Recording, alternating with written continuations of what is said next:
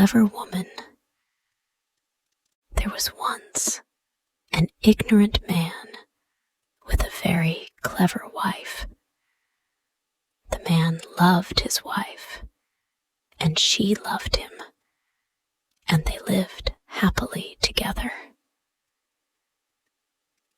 A clever man lived near this happy couple, but this man's wife was an ignorant woman. He did not love her, and they were not happy together. The clever man saw his neighbor's clever wife, and he was jealous. How did that ignorant man marry such a clever woman? He thought. It's not right. She deserves a better husband, a clever man. She deserves me. He thought about his neighbor's wife for a long time, and then he went to visit him. Listen, neighbor, he said. I know that your wife is a very clever woman, but I will be honest with you. You are not clever at all. In fact, you are very ignorant. The ignorant man said nothing. But you know me, the clever man said. I'm very clever. I'm well educated. You know my wife, too. She's not clever at all. In fact, she's ignorant, like you. Let's exchange our wives. I will have your wife, and you can have mine. We will all be happier. His neighbor frowned. What? He said. You want to take my wife. You think that I'm ignorant, but I'm not ignorant at all. I'm as clever as you are. The other man laughed. Do you really think so? He said. We'll soon find out. Let's go to the judge. He can decide for us. The ignorant man was unhappy now. Oh, my dear wife, he thought. I don't want to lose her. What kind of questions will the judge ask me? Will I be able to answer them? The two men found the judge. The clever man explained everything to him. The judge listened carefully. You say this man is ignorant? He said, and he pointed to the ignorant man. Yes, yes, the clever man said. Ask him questions. You will see. He doesn't know anything. The judge thought for a moment. Then he said to the ignorant man, Tell me, sir, how many stars are there in the sky? The ignorant man's mouth fell open. He shook his head. He didn't know the answer. Here's another question, said the judge. Where is the navel of the earth? The ignorant man shook his head again. He felt very unhappy. My poor wife, I've lost you, he thought. My questions are difficult, the judge said. Think about them. Come back tomorrow and give me your answers then. The poor man hurried back to his wife's house. The sun had set already, and it was dark. He stood outside his house and looked up at the sky. He was trying to count the stars. His wife came out of the house and found him there. What are you doing, my dear husband? She said. Come and eat your supper. It's all ready for you. "I can't come in," her husband said. "I must count the stars. If I can't do it, I will lose you." "What?" his wife cried. "Why? What has happened?" Her husband told her everything. He told her about his clever neighbor and the judge's questions. When he had finished, the woman laughed. "Don't worry, dear husband," she said. "I will give you the answers to the judge's questions. Now come inside and rest." The next day, the clever man came to the ignorant man's house. He stood outside and called to him. "Well, neighbor," he said, "are you ready to see the judge?" The ignorant man called back to him, "Oh, yes, I am quite ready." His wife gave him a basket of teff and a spear. Then he went outside, and the two men hurried off to see the judge. "Now," the judge said to the ignorant man, "let's hear the answer to my first question. How many stars are there in the sky?" The ignorant man poured out the grains of teff onto the ground. "The number of stars in the sky," he said, "is the same as the number of grains in this basket of teff. Don't you believe me? Then you must count them yourself."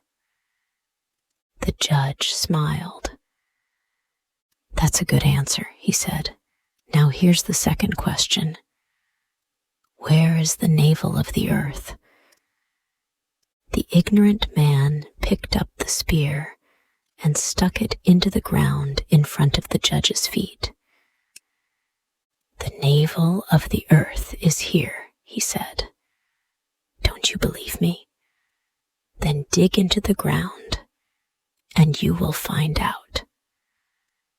The judge laughed. "This man is not ignorant at all," he said. "He's very clever." The clever man was angry. "He's not clever, he's stupid," he said. "He didn't find the answers to these questions. Someone helped him." "Is this true?" said the judge. "Did someone give you the answers to my questions?" "Oh, yes," said the ignorant man happily. "My dear wife told me." He stopped. "Oh, I've been stupid. I've made a mistake," he thought. The clever man laughed. "Aha," he said. "You see, Judge? He's stupid, isn't he? So let's exchange our wives. I'll take his, and he can have mine." The judge nodded.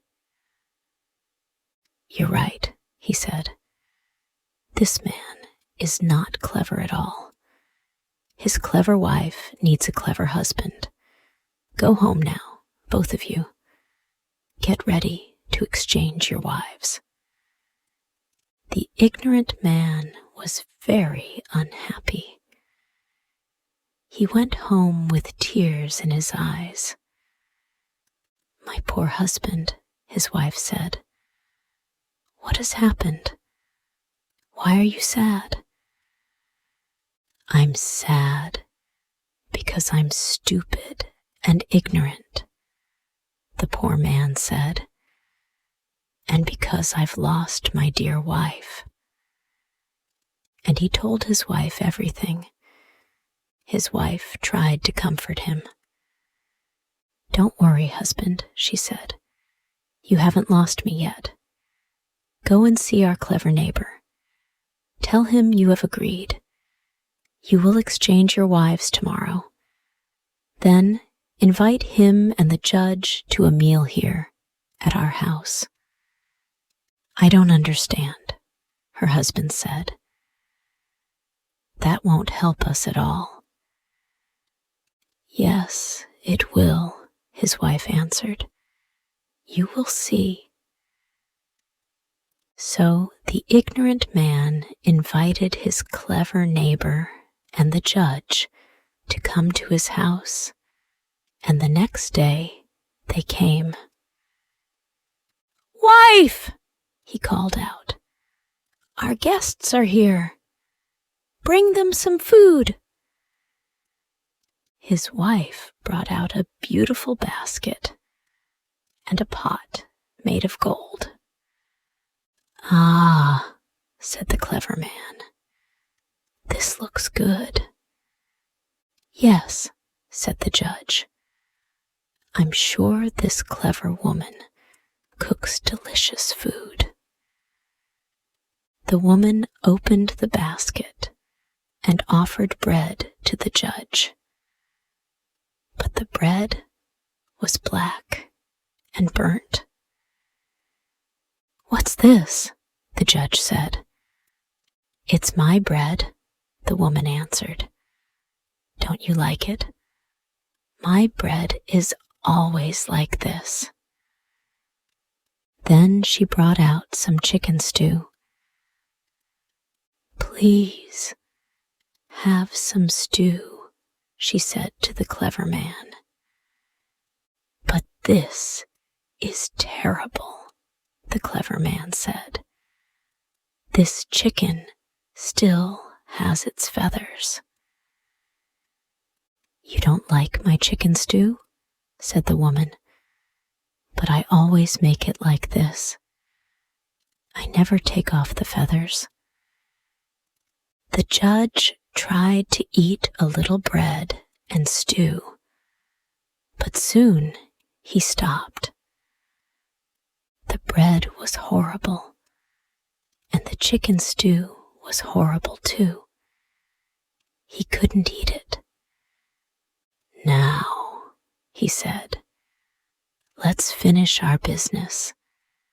It's time to exchange these women." But the clever man stood up. "I think, perhaps," he began. "What?" the judge said. "Don't you want this clever woman?" "Clever?" the clever man said. "She's not very clever at all. Let her stay with her ignorant husband. My wife is ignorant, but her bread is never burnt, and her chicken stew is always delicious." The judge and the clever man went away. The ignorant man and his clever wife laughed and laughed. "Now," the clever wife said, "it's dinner time. Come, my dear husband, your food is ready." She threw away the burnt bread and the horrible chicken stew, and she brought out the lovely dinner that she had cooked for him. "Oh, my dear wife, you are so clever," her husband said. "You deserve a better man than me." "But you are the best man in the world," his wife said, "and I will always love you." And they lived happily together from that day on. And now this story ends. Hey, thank you so much for listening to the whole story. If you liked this story and want to thank me for creating this story, then you can buy me a cup of tasty coffee. Just join our YouTube channel and be an official member of our family to support us for making even more interesting story videos for you every day. You know, it takes a lot of effort, research, and money to to find and buy premium contents, and to writing, creating, editing, organizing, and publishing every single video, which could melt your hearts or could be one of the most interesting stories of all time. So, hit the like button to save this video. And most importantly, subscribe to our YouTube channel to learn English by watching super interesting English stories every day. Thank you.